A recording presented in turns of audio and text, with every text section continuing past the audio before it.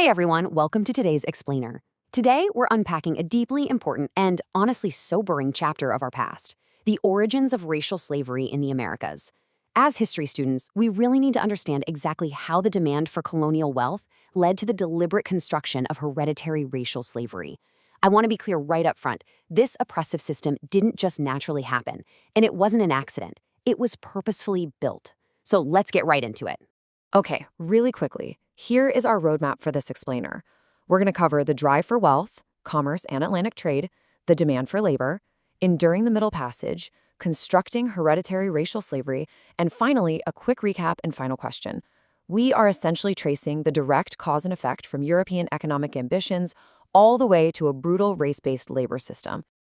Section 1. The drive for wealth. We have to start by looking at the intense desire for riches that kicked off European colonization in the Americas in the first place. So to really get this, we absolutely have to understand mercantilism. This was the economic theory driving empires like Spain and England at the time. Under mercantilism, these nations essentially looked at the Americas as a giant money-making machine. The colonies weren't meant to be independent communities, not at all. They existed for one reason, to supply cheap raw materials to the mother country and then turn around and buy back finished goods.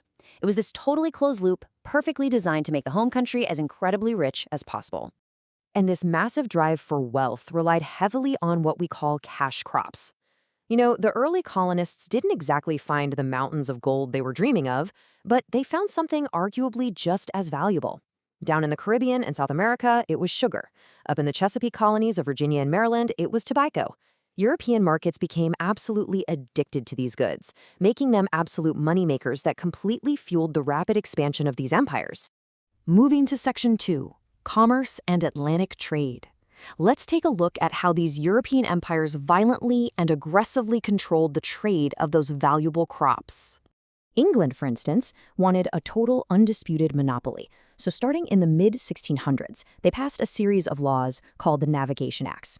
These laws essentially said that only English ships could carry colonial goods. On top of that, incredibly profitable items, they called them enumerated articles, things like our sugar and tobacco, well, they could only be exported directly to England. The colonists were strictly forbidden from selling their stuff to other nations like France or Spain. The whole point was making sure every single drop of wealth flowed straight back to London.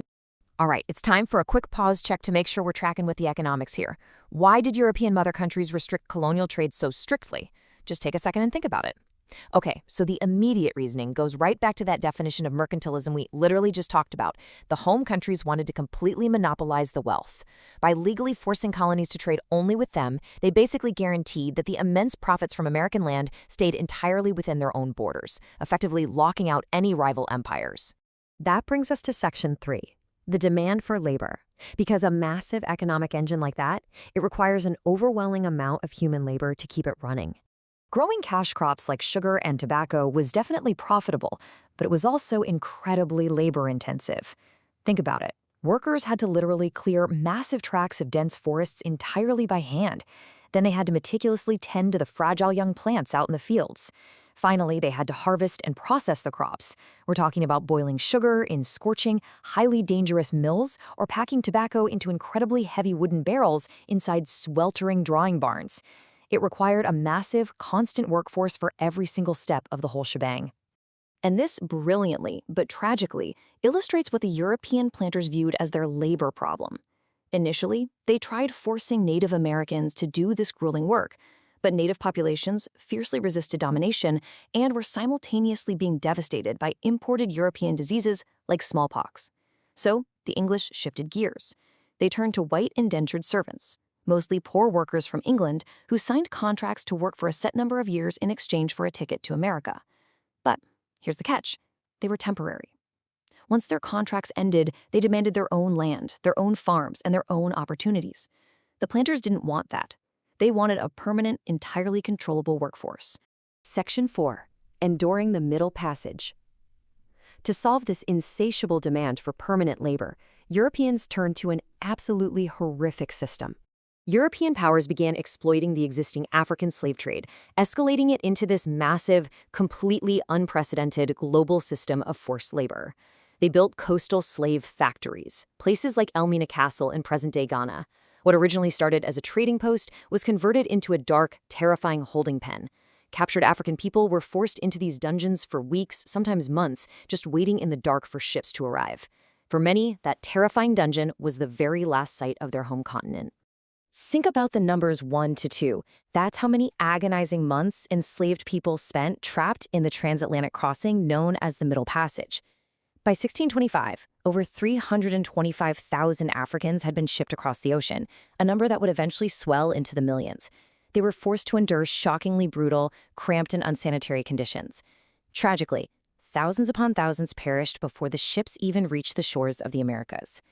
This brings us to Section 5. Constructing hereditary racial slavery. Now we're going to examine how this horrific system of forced labor was actually deliberately written into colonial law. A massive, crucial turning point in this history was Bacon's Rebellion in 1676. Nathaniel Bacon led an uprising against the wealthy Virginia government. But what absolutely terrified the colonial elite wasn't just the fact that there was a rebellion, it was who was rebelling. Impoverished white indentured servants and black laborers actually joined forces. They united across racial lines to demand access to land and wealth from the elite planters. Okay, time for our second pause check. Put yourself in the shoes of those wealthy colonial leaders for a second. How do you think they responded to this unified lower-class threat? Well, their immediate reasoning was basically pure self-preservation. To prevent future uprisings, the elite decided to deliberately fracture the labor force. They realized that if poor white and black workers stayed united, the planters would completely lose their power. So they accelerated a shift away from temporary indentured servitude and moved entirely toward race-based, lifelong African slavery. It was a calculated move to solidify their absolute control over the colonies. They achieved this total control by establishing what's known as chattel slavery. This is a horrific legal construct. It legally stripped enslaved Africans of their humanity, reducing them strictly to the status of commodities. Under chattel slavery, human beings are literally defined as property, objects to be bought, sold, traded, and owned forever, completely denying them any basic human rights. Take a close look at this comparison, which comes from a 1705 Virginia law recorded by a planter named Robert Beverly. The government quite literally wrote racial differences into the tax code. The law heavily taxed planters if they forced white female servants to work out in the fields, effectively exempting them from the hardest labor to sort of artificially elevate their social status. Meanwhile, enslaved black women were mercilessly forced to work the tobacco fields right alongside the men, and the law deliberately made zero tax distinction for their labor. They were using the legal system to define race based on who was forced to do what work. And let's see how this builds into an even more oppressive system. Beverly also recorded a chilling legal doctrine implemented in Virginia, partus sequitur ventrum, which translates to status follows the womb. This single law ensured that slavery was hereditary. Any child born to an enslaved mother was automatically born into a lifelong slavery, completely regardless of who the father was.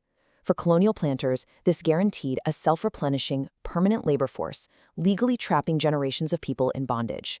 So, if we trace this timeline, we can really start to see the big picture. When the first Africans arrived in Virginia in 1619, lifelong racial slavery didn't actually legally exist there yet. Some were even treated as servants who could eventually earn their freedom. But decade by decade, from the sugar plantations of Barbados in the 1640s to the fallout from Bacon's Rebellion in 1676 to the Carolinas adopting brutal slave codes in the 1700s, these laws were actively and methodically drafted. Racism and slavery weren't natural, and they weren't inevitable. They were carefully built step by colonists to protect their wealth. Finally, Section 6, Recap and Final Question. Let's wrap up our explainer with a quick summary and a final thought to chew on. To recap what we've unpacked today, the absolute, insatiable European demand for colonial wealth from crops like sugar and tobacco required an immense workforce. This economic greed is what fueled the transatlantic slave trade, subjecting millions of African people to the unimaginable horrors of the Middle Passage. And most importantly, colonial leaders deliberately invented and enforced the legal framework of hereditary racial slavery to divide workers and protect their own profit and power. I'm going to leave you with this transfer question to think about. If we understand today that these oppressive systems, racism and chattel slavery, were purposefully built and written into law by people in the past simply to protect economic interests, how does that change the way we look at and address societal inequalities today?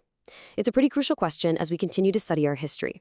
Thank you so much for joining me on this explainer. Keep asking those tough questions. Keep looking closely at the past, and I'll catch you next time.